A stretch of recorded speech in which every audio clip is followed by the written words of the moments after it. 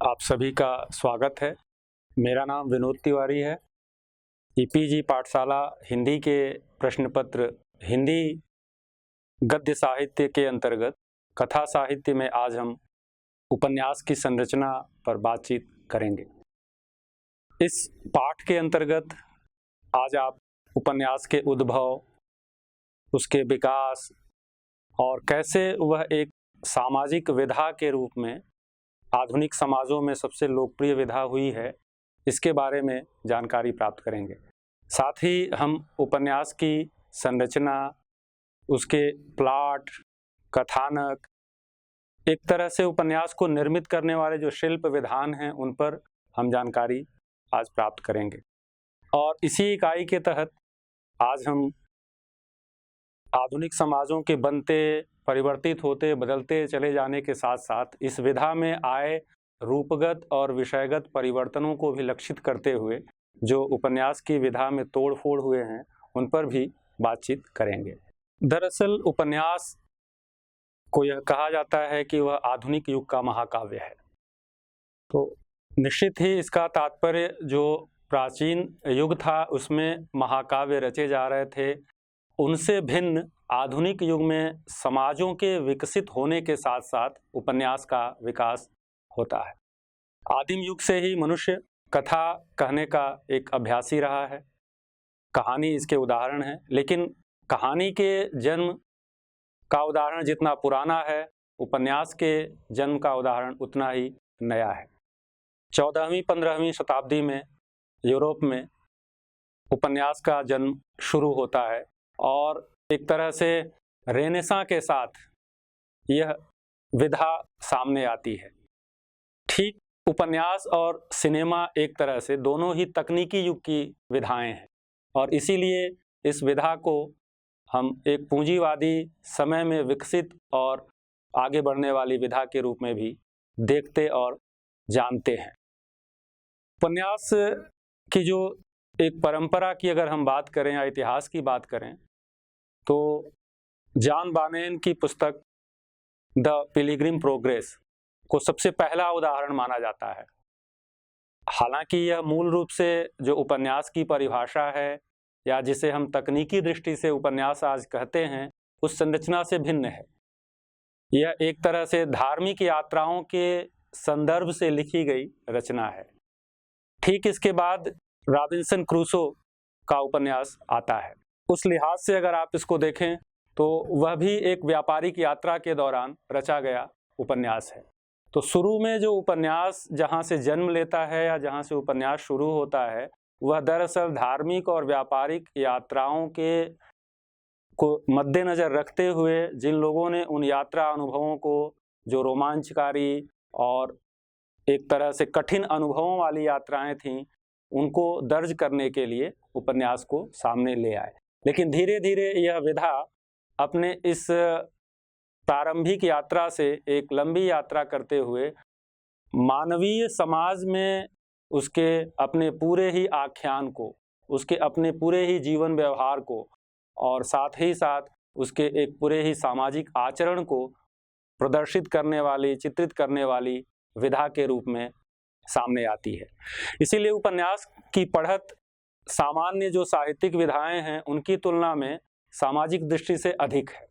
उसका कारण है एक साहित्य के विद्यार्थी के लिए, जबकि वह न इतिहास का विद्यार्थी होता है, न वह राजनीति शास्त्र का विद्यार्थी होता है और न ही समाज विज्ञान का विद्यार्थी, तो उपन्यास दरअसल एक ऐसा माध्यम है, एक ऐसी साहित्यिक विधा है जिसके सहारे वह इन तीनों ही संरचनाओं पर, इन तीनों ही विषयों पर एक आंतरिक ढंग से पहुंच सकता है। और इसीलिए उपन्यास के बारे में यह कहा जाता है कि वह केवल एक लिटरेरी कंस्ट्रक्ट या साहित्यिक निर्मिति भर नहीं होती, वह दरअसल एक ऐतिहासिक, सामाजिक और राजनीतिक पाठ भी होता है। और इसीलिए हमारे यहाँ भारत में जो उपन्यास आया वह एक तरह से हमारा जो औपनिवेशिक दौर था उस औपनिवेशिक काल में आता है और उसमें व्यापार, धर्म और साथ ही साथ धीरे धीरे एक राजनीतिक और सामाजिक तंत्र भी विकसित होता है। इस लिहाज से जब हम उपन्यास को देखते हैं तो सबसे पहले वह माना जाता है कि अपनी संरचना में, अपने पूरे फॉर्म में वह यूरोप से आता है, लेकिन विषय और समस्याएं हमारे अपने देश की होती हैं। इसीलिए वो लेस्ली फिडलर का बहुत ही मशहूर कथन है कि उपन्यास और देश एक साथ जन्म लेते हैं।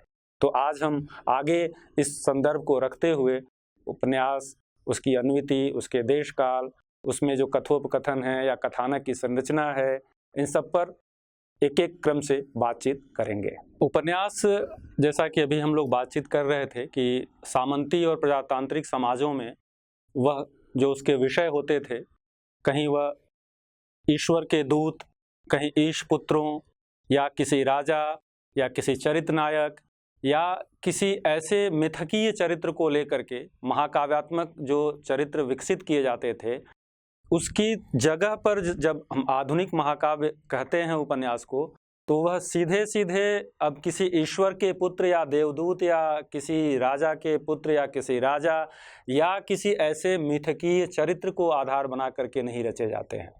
इसीलिए वह हमारे और आपके बीच के किसी एक व्यक्ति को, किसी एक मनुष्य को, जो अपनी प्रातिनिधिकता में किसी समाज की समस्या को लक्षित करता है, उस चरित्र को लेते हैं और फिर उसके आधार पर हम उसकी संरचना विकसित करते हैं। इसीलिए यह आधुनिक युग का महाकाव्य है, अपने विस्तार में भी और अपने विषय और समस्या के लिहाज से भी। सबसे पहले जब हम उपन्यास की बात करते हैं तो भारत में इसके लिए मराठी में कादंबरी शब्द का प्रयोग किया जाता है और बंगला में इसके लिए शब्द है नवल कथा। तो नवल शब्द को कुछ विद्वानों ने नावल की तर्ज पर उससे जोड़ते हुए एक नूतनता के अर्थ में इसका प्रयोग किया है और यह सबसे महत्वपूर्ण है, क्योंकि उपन्यास अपने इस नावल या नवल होने में ही उपन्यास है और इसी लिहाज से वह लगातार अपने विधा में बदलता भी रहा है, उसमें प्रयोग भी हुए हैं और यह बदलाव, यह प्रयोग दरअसल इस नूतनता का द्योतक है। उपन्यास के उदय को लेकर के जो एक सबसे महत्वपूर्ण किताब है आयन वाट की उपन्यास का उदय, 1947 में कैम्ब्रिज विश्वविद्यालय में अपने शोध के दौरान इसी विषय से आयन वाट ने काम किया था और इस शोध को प्रस्तुत किया था। बाद में यह उपन्यास का उदय नाम से हिंदी में भी अनुवाद हुआ और यह एक तरह से प्रारंभिक किताब है जो उपन्यास का विकास, उपन्यास का जन्म और उपन्यास के इतिहास को लक्षित करने वाली किताब के रूप में देखा जाता है। अपने शोध प्रबंध में आयन वाट ने उपन्यास की इस नूतनता को, नवलता को स्पष्ट करते हुए लिखा है, पुरानी साहित्यिक विधाओं में परंपरा का अनुकरण ही सामान्य कसौटी था। उदाहरणतः प्राचीन एवं पुनर्जागरण युग के महाकाव्यों में कथानक अतीत के इतिहास अथवा दंत कथाओं पर आधारित थे और लेखक के प्रतिपादन की योग्यता शैली के निर्धारित भावों के अनुसार साहित्यिक सौष्ठव प्रदर्शित करने से आंकी जाती थी। इस रूढ़िवाद को प्रथम और सबसे बड़ी चुनौती उपन्यास से मिली। इसका प्रमुख सिद्धांत व्यक्तिगत अनुभवों के प्रति सच्चाई है। ये व्यक्तिगत अनुभव सदैव विशिष्ट होते हैं, अतः नवीन भी। इस प्रकार उपन्यास संस्कृति का एक ऐसा तर्कपूर्ण साहित्यिक माध्यम है जिसने गत कुछ एक शताब्दियों में मौलिकता अथवा नवीनता को महत्व प्रदान किया है। अतः इस विधा को नावल के नाम से अभिहित करना सार्थक ही है। आयन वाट अपने इस उद्धरण से स्पष्ट ढंग से दिखाते हैं कि दरअसल व्यक्तिगत अनुभव और उसकी सच्चाई, आपको याद हो या आपने पढ़ा भी होगा कि दरअसल प्रेमचंद जब यह परिभाषा कर रहे होते हैं उपन्यास की कि मैं उपन्यास को मानव जीवन का चित्र मात्र मानता हूँ, तो यह परिभाषा दरअसल वही परिभाषा है कि जीवन की सच्चाइयों को कैसे हम एक अब उस महाकाव्यात्मक चरित्र से बाहर निकल करके अपने और आपके बीच होते हुए एक व्यक्ति के अनुभव को, उसके जीवन को, उसकी समस्या को, उसकी परेशानी को एक सामाजिक सच्चाई के साथ प्रस्तुत कर रहे हैं। 17वीं शताब्दी में पूंजी की वृद्धि और उसके लाभ को लेकर के जिस व्यापारिक यात्राओं की हम लोग बात कर रहे थे, तो पूरे विश्व भर में एक कॉलोनीज बनाने की अभ्यास में या उसकी परंपरा में ब्रिटिशर्स व्यापारी और ब्रिटिश लोग विश्व के कई कोनों में गए इसी व्यापारिक शक्तियों के जन्म के साथ साथ अगर हम देखें तो वह जो साहसिक, व्यापारिक और धार्मिक यात्राएं जिनकी हम अभी बात कर रहे थे, वह उपन्यास की यात्रा के साथ शुरू होता है। इसलिए उपन्यास का एक रिश्ता जिसको बेनेडिक्ट एंडरसन ने स्पष्ट किया है वह यह है कि दरअसल उपन्यास एक पूंजीवादी विधा है। वो इसको एक कैपिटलिस्टिक प्रोडक्ट के रूप में देखते हैं और उसके साथ ही एक मुद्रण और तकनीकी की व्यवस्था भी विकसित होती है। तो इसीलिए शुरू में जब हमने कहा था कि उपन्यास और सिनेमा ये दो तकनीकी विधाएं हैं, तो यह कारण था अगर मुद्रण का आविष्कार न होता तो शायद उपन्यास इतनी जल्दी प्रचलित और इतनी जल्दी लोकप्रिय न होता। और आल्फाक्स ने इन्हीं अर्थों में उपन्यास को पूंजीवादी आकांक्षा का विशिष्ट साहित्य रूप कहा है। अपनी पुस्तक the novel and the people, Hindi अनुवाद ये उपलब्ध है इस किताब का, उपन्यास और लोक जीवन में विस्तार से उसने पूंजीवाद और उपन्यास के संबंधों पर लिखा है। एशिया, अफ्रीका और दक्षिण अमेरिका के कई देशों की तरह भारत में भी उपन्यास का जन्म उपनिवेशवादी मन संरचना में होता है। 19वीं सदी में अंग्रेजी राज, अंग्रेजी शिक्षा, अंग्रेजी भाषा और अंग्रेजी साहित्य के साथ ब्रिटिश उपनिवेश बने भारत में नावेल आया। देखते देखते देश समस्त भाषाओं में नवोदित वाचक वर्ग पर वह छा गया। इसमें संदेह नहीं कि अन्य उपनिवेशित देशों की तरह यहाँ भी शुरू से ही उपन्यास एक राजनीतिक सामाजिक साहित्य रूप बनकर आता है।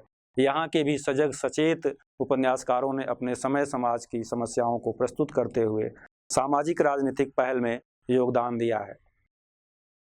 परंतु उल्लेखनीय यह भी है कि 19वीं सदी के उत्तरार्ध में सही अर्थों में भारतीय उपन्यास का चेहरा उपनिवेशवाद या पूंजीवाद के विरोध का चेहरा बनकर के नहीं आता है।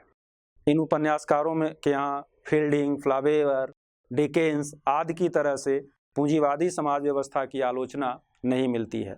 इसके पीछे का मूल कारण संभवतः सामंतवादी मानसिकता और पूंजीवादी व्यवस्था की वह चालाक संरचनाएं हैं जिनकी दुरभिसंधियों में पराधीन भारत गुजर रहा था। सभी प्रमुख भारतीय भाषाओं के साथ हिंदी में प्रारंभिक उपन्यास इसके उदाहरण हैं। जैसे जो हिंदी की औपन्यासिक दुनिया है जिसमें एक जो भारतीय छवि वाली मानसिकता निर्मित करने वाले इतिहासकार हैं और जिन्होंने तिलिस्मी, अय्यारी, जादूगरी, चमत्कार, सस्पेंस, कौतूहल आदि कथाओं को आधार बना करके एक तरह से उपन्यास के इतिहास को प्रस्तुत किया है। अगर देखा जाए तो जो जासूसी उपन्यास हैं सही अर्थों में ये जासूसी उपन्यास भी नहीं है, क्योंकि इस पर अब बाद के शोधों में यह निष्कर्ष निकल करके आया है और एक शोधकर्ता और उपन्यास की अध्येता फ्रांचेस्का ओर्सिनी ने जासूसी उपन्यास 19वीं सदी के उत्तर भारत की एक व्यावसायिक विधा नामक लेख में यह निष्कर्ष दिया है। ये उर्दू फारसी दास्तानों और लोकप्रिय रोमांसों की रोमांचक दुनिया है जिसमें राजाओं और राजकुमारों, जादुई परियों और उनका अलौकिक संसार रहता है। यह उन संपत्तिशाली वर्गों की दास्तान थी जिनमें भूस्वामी और नगरों में रहने वाले बड़े सौदागर शामिल थे। तो साफ है कि जिसे फ्रांचेस्का इंगित कर रही हैं वह दरअसल अभी भी जिस सामंती समाज की इसके पहले हम लोगों ने बातचीत की कि एक व्यक्तिगत जीवन और सामाजिक जीवन की समस्याएं आनी चाहिए, वह छूटी हुई थी हिंदी में। इसलिए उसका पाठक वर्ग कौन था, वह उपन्यास क्यों लिखे जाते थे, यह एक बहस तलब मुद्दा हो सकता है। और स्वाभाविक है कि जिन उपन्यासों की ओर इशारा कर रही हैं फ्रांचेस्का, उसके प्रतिनिधि उपन्यासकार चंद्रकांता संतति, भूतनाथ आदि रचने वाले देवकीनंदन खत्री थे और उस समय उनकी लोकप्रियता भी बहुत अधिक थी। कहा भी जाता है कि बहुत सारे लोगों ने हिंदी इसीलिए सीखी कि वह उन उपन्यासों को पढ़ सकें। लेकिन यह देखना चाहिए हमें कि यह हिंदी सीखने वाला वर्ग कौन था और उन उपन्यासों का पाठक वर्ग कौन था जिसकी ओर इशारा फ्रांचेस्का कर रही हैं। इसीलिए जब बेनेडिक्ट एंडरसन के उस कोटेशन को फिर हम दोहराएं कि यह एक तरह से प्रिंट कैपिटलिज्म का एक नमूना है उपन्यास, तो इसको ध्यान में रखते हुए हम इस कोटेशन को उद्धृत करें। इस क्रम में आगे हम अब उपन्यास की संरचना में कौन कौन से तत्व महत्वपूर्ण होते हैं, क्योंकि अभी हमने एक तरह से उपन्यास के उद्भव, उसके जन्म, उसकी सामाजिक, ऐतिहासिक और राजनीतिक जो पृष्ठभूमि है उसको जाना समझा। लेकिन उपन्यास बनता कैसे है, एक लेखक, एक रचनाकार कैसे उसको निर्मित करता है, रचता है, उसके लिए क्या क्या ज़रूरी संरचनाएं होती हैं जो आलोचकों और विद्वानों ने निर्धारित किए हैं, अब आगे हम लोग उस पर बातचीत करेंगे। दरअसल जब हम लोग यह बातचीत कर रहे थे कि उपन्यास आधुनिक युग का महाकाव्य है, तो उसी में उसकी संरचना की भी परिभाषा निहित है। उपन्यास एक ऐसी विधा है जिसमें कहानी, कविता, नाटक, इतिहास, यह सब कुछ एक साथ समाहित हो सकता है और इसीलिए वह एक बहुत ही विस्तृत फलक वाली रचना बन जाती है। जिस तरह से कथा, कथानक और कथा वस्तु, यह तीन एक तरह से फ्रेम हैं उपन्यास के। किसी भी उपन्यास के लिए सबसे पहली जो ज़रूरत होती है कि कहना क्या है, और यह कहना क्या ही है दरअसल एक कथा के निर्माण की प्रक्रिया में आगे की ओर जाना होता है। और इसीलिए यह जो विषय का चुनाव है, वह विषय का चुनाव महत्वपूर्ण होता है। हम किसी ऐसी समस्या को जो हमारे अपने समय की, अपने देश की, अपने समाज की या अपने परिवेश की, जहाँ से हम उसको विषय को लेते हैं और उसको एक कथा का रूप देने की कोशिश करते हैं। इसीलिए अगर हम उपन्यास की संरचना में देखें तो कथा कहन है, मतलब हम जो सुनाते आए हैं वाचिक परंपरा में भी कि एक राजा था, एक रानी थी, राजा और रानी दोनों का जीवन बहुत ही सुखमय बीत रहा था, लेकिन उनके यहाँ एक ही कमी थी, उनके कोई संतान न थी। यह जो शिल्प है कथा कहने का, यह दरअसल यह कहन ही एक तरह से अपनी कहानीपन में उपन्यास की प्राथमिक ज़रूरत होती है, क्योंकि इसी के पूरे, जिसे हम कहें कि यह कंकाल है एक तरह का, एक यह ढांचा है जिस पर हम बाहरी इमारत खड़ी करेंगे या बाहरी संरचना निर्मित करेंगे। इसीलिए यह कहा गया है कि कथा कहन है तो कथानक उस कहन की रचना, ताना बाना है, और कथा वस्तु इन दोनों से सृजित रूप का लक्ष्य या उद्देश्य।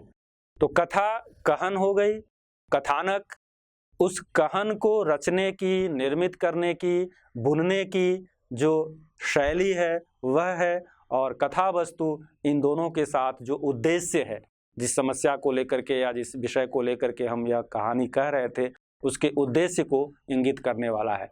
तो ये तीन तत्व प्रारंभिक हैं, कथा, कथानक और कथा वस्तु। इस संबंध में हिंदी के ही एक आलोचक हैं और कथानकों पर और कथा आलोचना पर कुछ उनके बहुत ही महत्वपूर्ण लेख हैं। नित्यानंद तिवारी का यह कथन उल्लेखनीय है। कथानक कहानी का सिर्फ ढांचा नहीं है, वह लेखक के अनुभव में वस्तुगत वास्तविकता की अनिवार्य आंच और निशान का प्रमाण होता है, और बिना सूक्ष्म भाषिक और तकनीकी योग्यता के भी सच्चे साहित्य की शर्तें पूरी कर सकता है। कई बार ऐसा होता है कि शिल्प, तकनीक और भाषा की योग्यता से प्रभाव को घनीभूत किया जा सकता है, असलियत नहीं पैदा की जा सकती। कथानक वास्तविकता का साक्षात्कार है, लेखक की सृष्टि नहीं। तो दरअसल जिस ताने बाने की, जिस संरचना की या जिस कहन के शैली की बात हो रही थी, उपन्यास अपने प्रभाव उत्पादकता में कथानक पर ही निर्मित होता है। यह कैसे है, इसको हम आगे अभी देखेंगे। दरअसल उपन्यास के लिए सबसे जिस कथानक की बात हो रही है, जिस शैली की बात होती है, उसमें कई बार यह बात उठाई गई है और आगे भी उठाई जाती रहेगी कि बहुत सारे उपन्यास गढ़न लगते हैं, रचना नहीं। तो जो गढ़िया होते हैं, मतलब वो एक तरह से बनाए गए हों, वह दरअसल अपने कथानक में कमजोर होते हैं। क्यों? उनमें एक अन्विति और सामंजस्य की कमी होती है। तो इसलिए कथानक के अंतर्गत जो सबसे महत्वपूर्ण तत्व होता है वह है उस कथा और कथानक के बीच की अन्विति और सामंजस्य। इसको बहुत सारे लोगों ने सुई धागे के उदाहरण की तरह देखा है। हम ताना बाना बुनने की बात जब करते हैं तो जो सुई और धागे का रिश्ता है, उसके उदाहरण या उसके प्रतीक के सहारे भी इस ताने बाने को समझाने की कोशिश की है। पाश्चात्य आलोचकों में मिलान कुंदेरा एक बहुत ही महत्वपूर्ण आलोचक हैं। उन्होंने इस संरचना को एक आधुनिक युग के विकसित तकनीकी माध्यम के रूप में परिभाषित किया है और ऑर्केस्ट्रा का उदाहरण देते हैं वो मिलान कुंदेरा। जैसे हम सब जानते हैं, सभी परिचित हैं ऑर्केस्ट्रा से, कि ऑर्केस्ट्रा एक ऐसा मंच है जहां गाना पीछे बज रहा है, उस गाने को प्रस्तुत करने वाली या करने वाला, या उस गाने पर नृत्य करने वाली या नृत्य करने वाला, जो अपने पूरे चाक चौबंद चकाचौंध में सामने दर्शक और श्रोता को स्पष्ट रूप से दिखता है।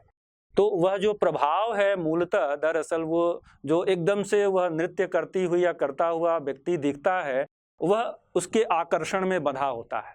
जबकि ऐसा नहीं है। ऑर्केस्ट्रा अपने उस पूरे पार्श्व में पूरे वाद्य यंत्रों के साथ एक पूरी कतार होती है, हम उसको ओझल कर देते हैं।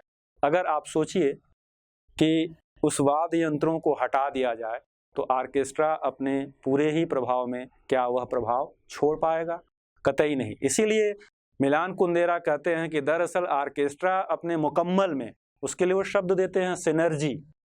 तो जो पूरी सिनर्जी है वो एक सामंजस्य के साथ जब इकट्ठा होकर के परिलक्षित होती है तो दरअसल वह अपने प्रभाव में सर्वोत्तम होती है। ठीक उपन्यास के साथ भी, इसीलिए वो ऑर्केस्ट्रा की संरचना को उपन्यास की संरचना से जोड़ते हैं और ठीक पूरी तरह से उसको दिखाते हैं कि दरअसल कथानक में इन सब की एक अन्विति होगी, एक कोहेरेंस होगा और एक सामंजस्य होगा, जिसके सहारे कथा और कथानक में कोई फांक ना दिखे।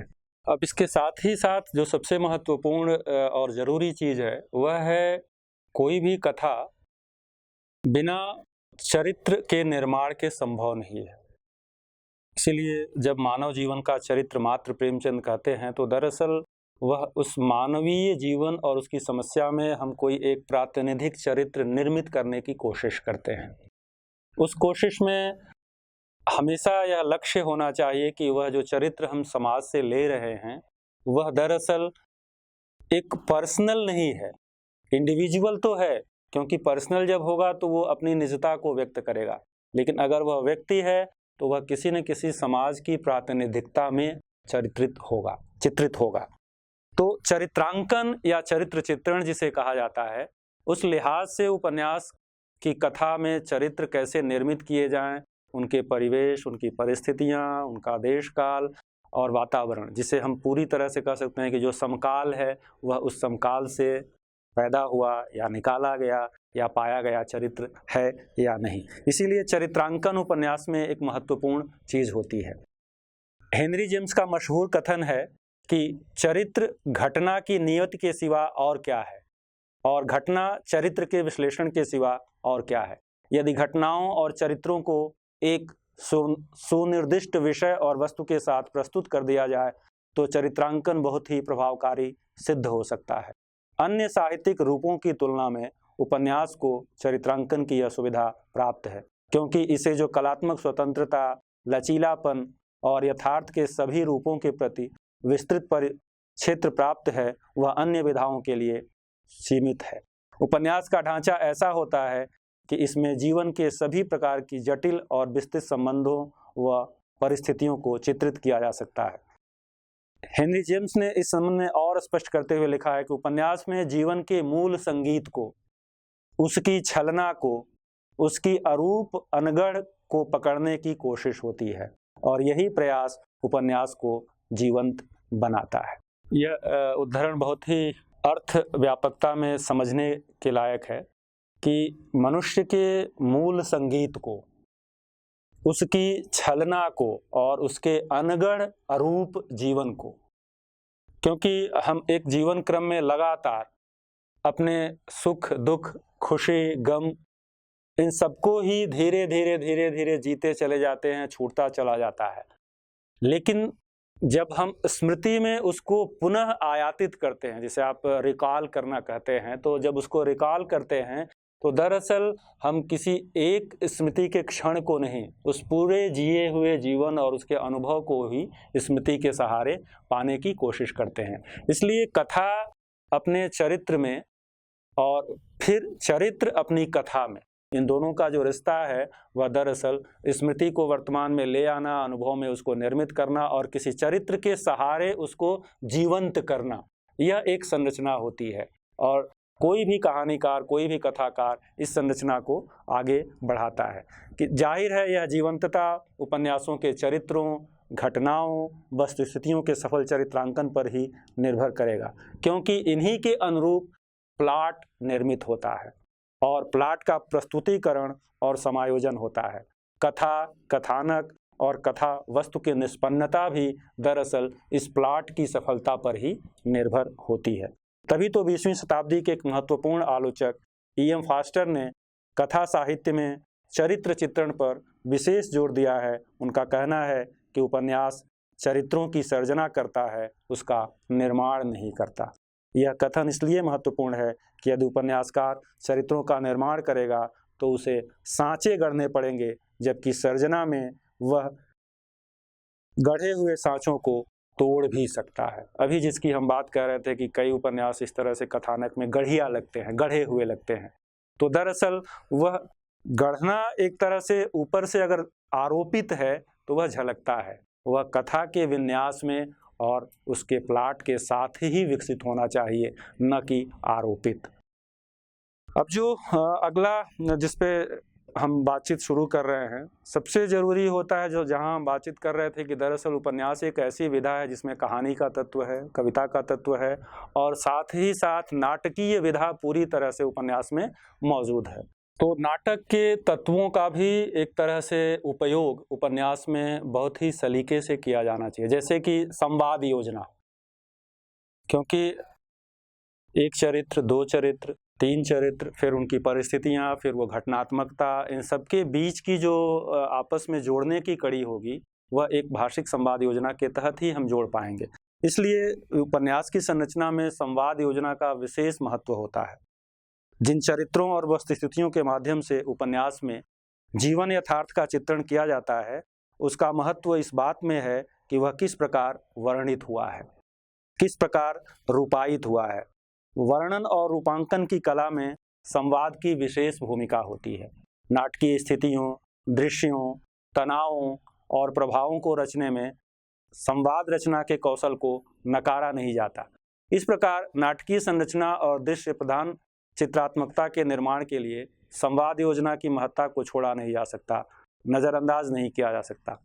उपन्यास में चरित्रों और घटनाओं की अन्विति के संदर्भ में कथालोचकों ने संवाद के लिए कुछ आवश्यक तत्वों का उल्लेख किया है और संवाद योजना में इनका ध्यान रखना चाहिए। वो तत्व हैं जीवंतता, तीव्रता, लचीलापन, अभिव्यंजकता, वस्तुनिष्ठता, नैतिक शक्ति, वाग्मिता और काव्यात्मकता।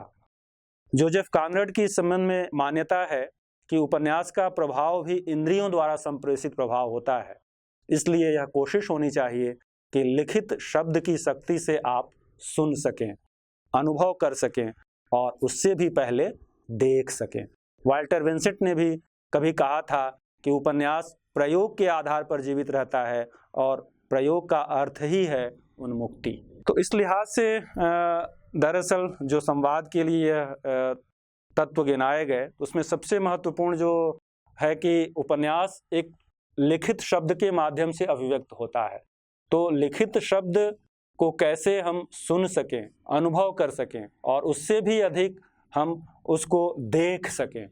तो हमेशा ये देख सकने को थोड़ा आप इस ढंग से समझेंगे कि यह देख सकना दरअसल एक विजुअलिटी में, उपन्यास तो शब्द में है, लेकिन अगर उपन्यास एक विजुअल बना रहा है, एक दृश्यात्मकता प्रस्तुत कर रहा है, तो वह संप्रेषित बहुत अधिक होता है। इसीलिए सिनेमा उपन्यास के आधार पर बनाने में, मतलब वो कथा के विषय बहुत ही आसानी से चुन लिए जाते हैं, क्योंकि उसमें विजुअलिटी बहुत अधिक होती है। तो यह संवाद और चरित्रांकन में विशेष ढंग से ध्यान देना चाहिए कि दरअसल जिस चरित्र का हम निर्माण कर रहे हैं, जो संवाद हम रच रहे हैं, वह संवाद दृश्यात्मकता उपस्थित कर पा रहे हैं अथवा नहीं।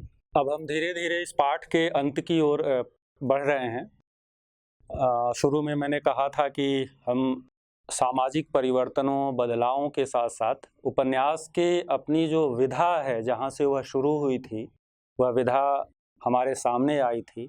उसमें अब तक न जाने कितने प्रयोग, कितनी तरह की परिवर्तन और कितने तरह की नवीनता और कई विधाओं का आपस में एक गुंफन भी मिलता है, एक आपसी घाल-मेल भी आप उसको कह सकते हैं। क्योंकि अब आज के समय में जब यह कहा जा रहा है कि एक तरह से कोई भी विधा, और उपन्यास तो खैर एक विस्तृत फलक की विधा है, शुरू में ही जैसे कविता, नाटक, कहानी की हम बात कर रहे हैं, तो अब बहुत ही शोधपरक ढंग से भी, जैसे एक रिसर्च का मेथड होता है, जिसे जो समाज विज्ञान का मेथड था, समाज विज्ञान की प्रविधि थी, अब समाज विज्ञान की प्रविधियों का उपयोग करके भी हम एक उपन्यास लिखते हैं और उसको बाकायदा एक उपन्यास की तरह देखते हैं। जैसे महुआ माझी का उपन्यास मैं बोरिशा इल्ला, वह शोध के दौरान जुटाए गए आंकड़ों, तथ्यों और उनके आधार पर निर्मित निष्कर्षों के साथ एक कथा का विकास करके लिखा गया उपन्यास है। तो इस तरह के दौर में जो हमारा समकालीन दौर है, जिसमें एक उदारवादी पूंजीवाद, या जिसे कहा गया कि यह नए ढंग का साम्राज्यवाद है, या जिसे यह कहा गया कि यह भूमंडलीकरण है, उसमें दरअसल उपन्यास विधा के लिए भी यह एक प्रश्न निकल कर के आया कि क्या उपन्यास विधा का भविष्य क्या होगा। ठीक वैसे ही यह प्रश्न है जैसे यह कहा गया कि इतिहास का तो अंत हो गया है। तो इतिहास का अंत होना एक तरह से स्मृति का अंत होना है, आख्यान परकता का अंत होना है, ग्रांड नैरेटिव्स जो हमारे थे, महाआख्यान, उनका अंत होना है। तो उपन्यास का अंत स्वाभाविक था, लेकिन यह धारणा सिरे से खारिज हो चुकी है। अभी भी जिन-जिन देशों में, विश्व के जिन-जिन भूभागों में, जिन्हें यह कहा जा रहा था कि यह सब एक विश्व ग्राम है, जहाँ लोक समाजों में, लोक स्मृतियों में, या जिसे आप कहते हैं जो प्रतिरोधी समाज हैं, वहाँ अभी भी उपन्यास नए-नए ढंग से, नए-नए प्रतीकों के साथ और नए-नए प्रतिरोधों के साथ सामने आता हुआ दिख रहा है। और दरअसल यह परिवर्तन, यह नूतनता ही उपन्यास को नॉवेल बनाए रखने के लिए महत्वपूर्ण है। फ्रांस में 1956 से 65 वाला जो दशक है, उसमें उपन्यास को लेकर के तरह-तरह से बीच-बीच में आंदोलन भी हुए हैं। तो एक आंदोलन हुआ था जिसे नोवा रोमा नामक आंदोलन कहा गया, मतलब नया रोमान। तो अब उसके ठीक आसपास ही ब्रिटेन में भी अंग्रेजी में जो एंटी नॉवेल का मूवमेंट हुआ, हमारे अपने देश में भी जो 6वां 7वां दशक है, कन्नड़ में वह नव्य आंदोलन, जिसकी एक उपज यू आर अनंतमूर्ति, ठीक उसी तरह से मराठी में जिसकी एक उपज भालचंद्र नेमाड़े। तो संस्कार, कोसला, ये एक नए ढंग के उपन्यास हैं, और वो केवल इसलिए नहीं कि वो कथा और विषय में ही नए हैं, वह अपनी चुनौतियों में और अपने प्रयोगों में भी नए हैं। तो इसलिए एंटी नॉवेल का वह प्रभाव, जैसे अब हिंदी में ही आप उसी समय देख लीजिए शिवलाल शुक्ल का राग दरबारी। तो राग दरबारी को आप उपन्यास की उस जो चली आ रही परंपरा में नहीं देख सकते हैं। वह एक तरह से जिस भाषा, जिस शैली, जिस मुहावरे में वह उपन्यास रचा गया है, वह दिलचस्प प्रयोग है, और इसलिए वह इतना पढ़ा गया। जो हिंदी का व्यक्ति नहीं है, वह भी उसका एक पाठक है और उसमें मजे लेता है। तो यह नवीनता, यह नूतनता आपको उपन्यासों में लगातार मिलती रहेगी, वो चाहे डेथ ऑफ डिसिप्लिन का नारा दिया जाता हो, लेकिन दरअसल डेथ ऑफ डिसिप्लिन नहीं होता है। उसमें एक प्रयोग आपको मिल सकता है, उसमें एक आपको परिवर्तन दिख सकता है, लेकिन यह अगर कयास लगाया जाए कि नहीं, उपन्यास नामक विधा ही अब खत्म हो जाएगी, तो यह ठीक नहीं है। क्योंकि उपन्यास बचा रहेगा तब तक जब तक समाज बचा रहेगा, जब तक देश बचा रहेगा। तो देश और समाज की भावना से आज अपने आधुनिक समय में, उत्तर आधुनिक समय में उपन्यास भी रचा जाता रहेगा और उसकी ज़रूरत बची रहेगी। भले ही उपन्यास पहले भी और आज भी सबसे अधिक सेंसर की जाने वाली विधा है। अगर आप साहित्यिक विधाओं में देखें तो सबसे अधिक जिस पर सेंसर किया गया है वह विधा उपन्यास ही है। अतः अब हम अगर निष्कर्ष के रूप में देखें तो साहित्यिक विधा के रूप में उपन्यास सर्वाधिक आधुनिक, समावेशी और सामाजिक और साथ ही साथ लोकतांत्रिक साहित्यिक रूप है।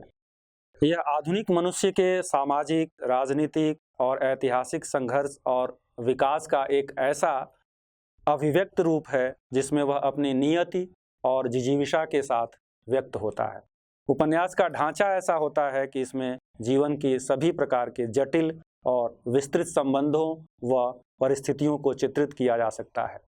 उपन्यास में कथा और कथानक के सफल निर्वाह के लिए घटनाओं, चरित्रों, संवादों, अन्वितियों, सामंजस्य, विषयजन्य परिस्थितियों, विषय का चुनाव, भावों, मनोभावों, घातों, प्रतिघातों, घटनाओं, इन सब का ही एक तरह से ताना बाना बुना जाता है, जिसको कि हम लोगों ने कथानक कहा। और वो कथानक में ये सारी चीज़ें एक प्लाट के तहत रची जाती हैं।